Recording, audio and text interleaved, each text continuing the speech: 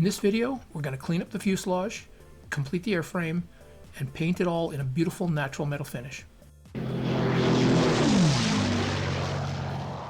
Hi everyone, it's Rod at Red Leaf Scale Modeling, and this video covers two critical concepts. First, it's important that we begin with the end in mind, which will be a natural metal finish.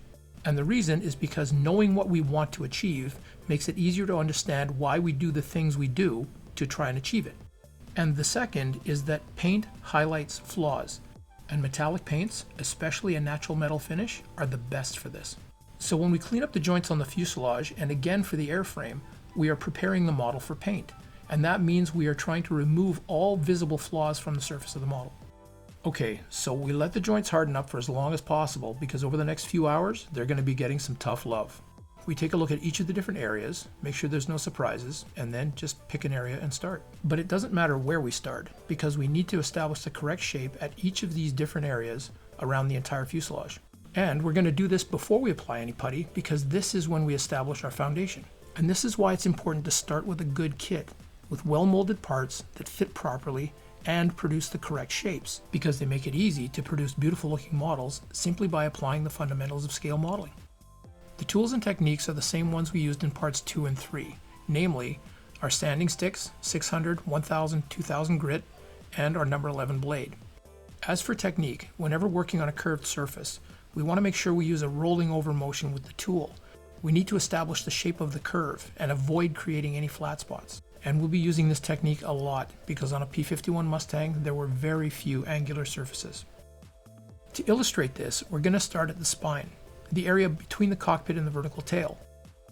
But again, it's important to understand that everything we're about to do is based on the fact that we want to create a metal finish. Not a metallic finish, a metal finish. And to produce a convincing metal finish, we need to polish the surface we intend to paint. So we're going to start with a 600 grit sanding stick to establish the correct shape. And 600 grit is fairly fine, but because we were meticulous with the test fitting, cleanup, and bonding technique, the joint is already very good, and we don't need to remove a whole lot of material. And the 600 won't leave deep scratches that just makes it more difficult to polish the surface. Progress is very fast, and reflected light is probably the most important tool. In addition to revealing a flaw, it allows us to see a high spot or a low spot and then make a decision based on whether we want to cut or fill. Once we have the correct shape established, we'll start the polishing process with our 1000, and we want to clean up any of the work that was done with the 600. Again, progress is very quick, and we immediately begin to see the surface getting darker and glassier. Next up is a polish with the 2000, and this is where we find exactly what we're looking for. In addition to blending almost perfectly with the factory finish, the darker color and the polished surface reveal the tiniest flaws, the only areas we need to fix. And finally, the last quality check. Gently pushing a toothpick across a joint is a guaranteed way of measuring the quality of the joint. If there's even the slightest flaw in the surface, you'll feel it in your fingertips. So that's the process we want to follow through this first phase. Establish the correct shape of the fuselage in each of the different areas. Then polish each area to reveal any flaws that are going to need to be filled. Now the spine and the chin don't have any raised detail, and they're easy areas to work on.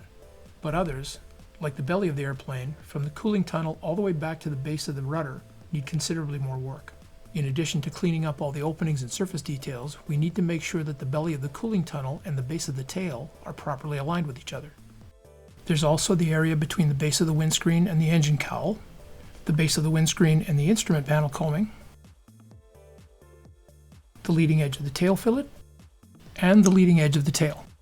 Now the next thing we're going to do is apply filler, but only where it's needed. And marking these tiny flaws with little pieces of tape makes them easy to find. We also need to deal with some tiny gaps right in front of the tail wheel doors.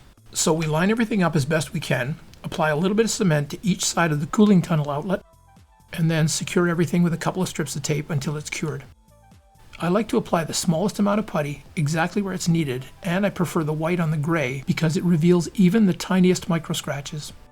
Now we're going to make our second shaping pass around the fuselage, and this is when we do whatever it takes to remove all visible flaws from the surface of the model, because now we're getting it ready for paint. As before, we're able to get the desired finish on the spine and the chin very quickly, but it's the belly that needs a lot of work. Everything under the cooling tunnel all the way back to the tail wheel.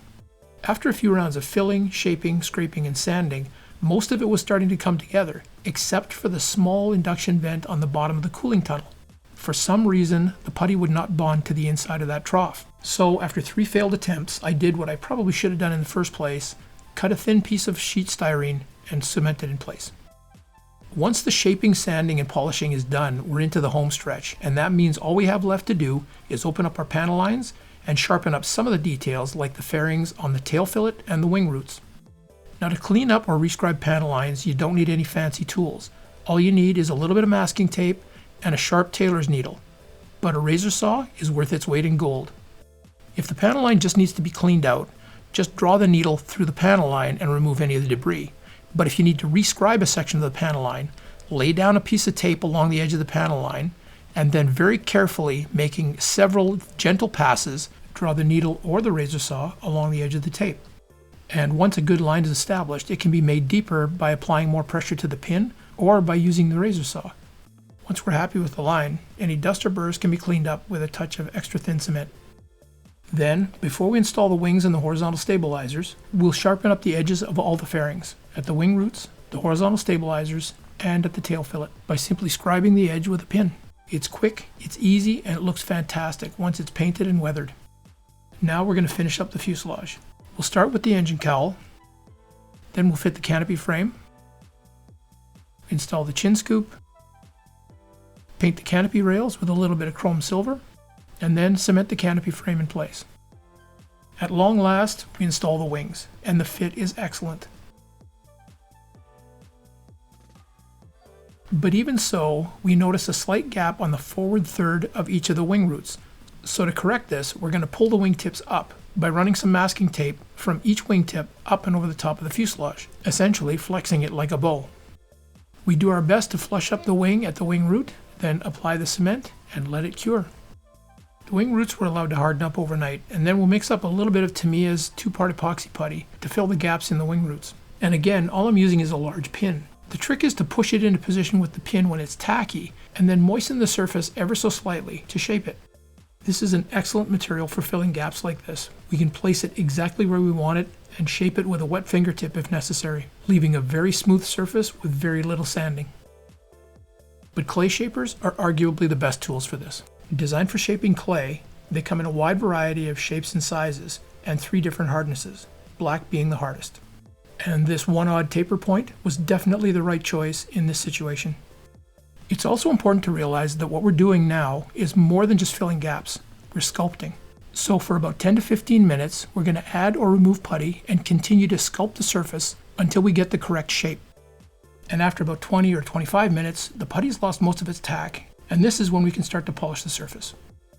Normally, this is a very clean process, which means we use water to clean up as we go, shape the surface we want, and then polish before we're actually finished. But in this case, we don't have to be quite so careful. And that's because we still have to fill, sand, and polish the main connection point for the wings, which includes the leading edge of both wing roots and the transverse join line that runs underneath the rear of the engine compartment.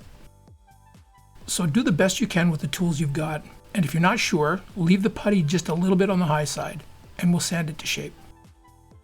Blending the wings to the fuselage requires patience and a soft touch.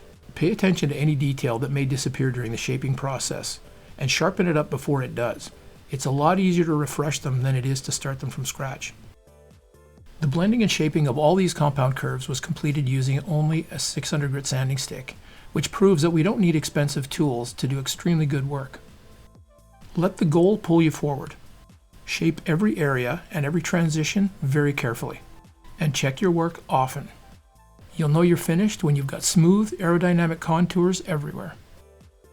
I decided to continue the polish up to 4000 grit to get the interim finish I was looking for before refreshing the panel lines, and then went on to polish the entire airframe with a 6000 grit alpha abrasive sanding pad. And while this produces an outstanding, unified finish on the surface of the model, it also represents a significant turning point in the completion of our model. So, as usual, I put together a list of next steps to try and keep everything on track. We're going to fit the windscreen, weather the upper corners of the pilot seat with a little bit of graphite from a pencil, make sure the airframe is completely polished. Then we're going to clean the airframe by opening up all the panel lines and removing any dust from the model.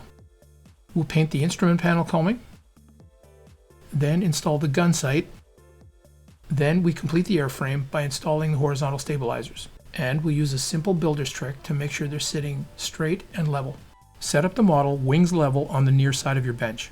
Then set up something with a level edge on the far side of your bench, in this case a block of foam. And then adjust the tailplanes up or down until they align with the level edge in the distance. It's just that easy. Next step, we're going to mask and install the windscreen.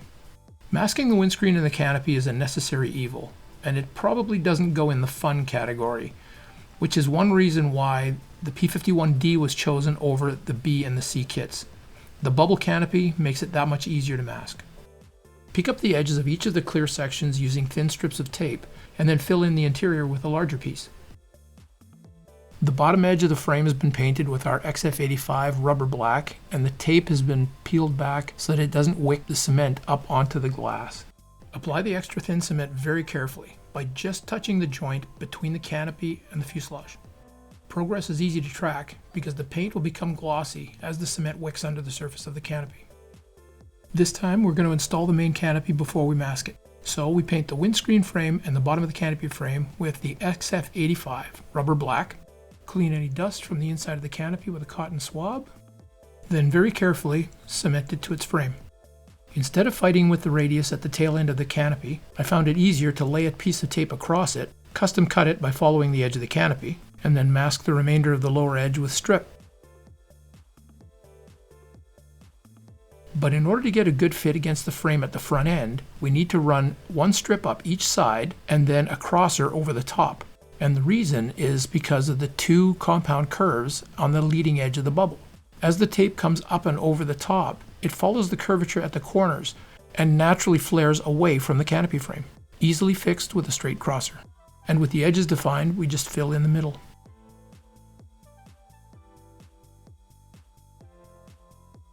Burnish the edges for insurance, and our cockpit is masked.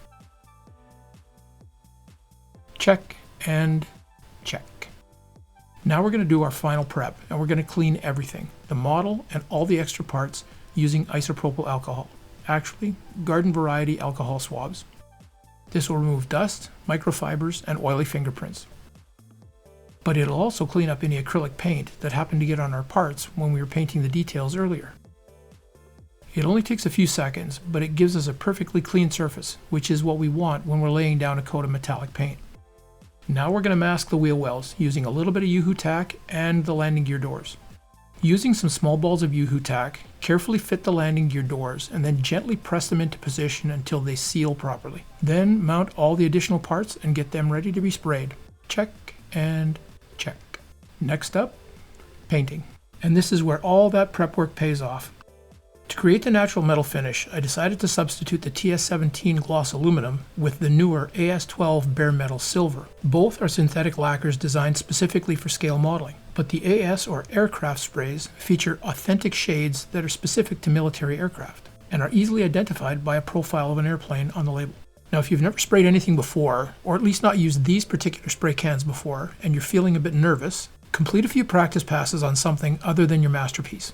There's enough paint in the can for at least 2 airplanes this size, but even so, it should only take you a couple of passes to get a feel for the way the spray comes out of the can. The important points are, stay back about 10 to 12 inches from the surface you want to paint. Start the spray off the model, sweep across the model with good rhythm, and finish the spray off the model.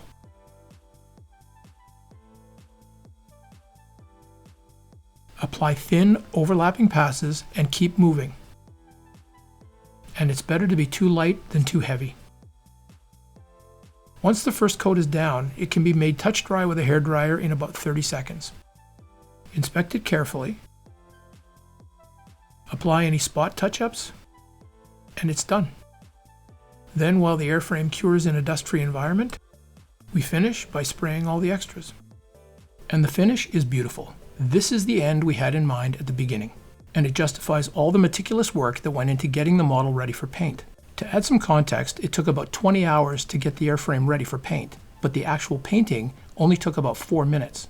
So while spray cans make it easy to achieve a beautiful paint finish with little or no prior experience, the quality of the paint finish is all about the quality of the preparation. So take the time to complete each step to the highest level of quality that you can. It makes each successive step easier and saves a lot of time by eliminating rework. Now things are going to happen, like dust and microfibers. But when you look at the finished product and you can't see any flaws associated with the quality of your work, there's a huge sense of accomplishment and a feeling of pride. And these are things that cannot be taught. And this is the addiction. This is what pulls us to the finish line. It's also what gets us planning our next project. Speaking of which, we're going to end things here, and the next video is going to be all about painting the nose, applying the markings, and giving it some final weathering. So thank you so much for watching. I hope you found this video helpful, and if you did, please like, subscribe, and consider leaving a comment, especially if there's something that you want more information on. See you in the next one.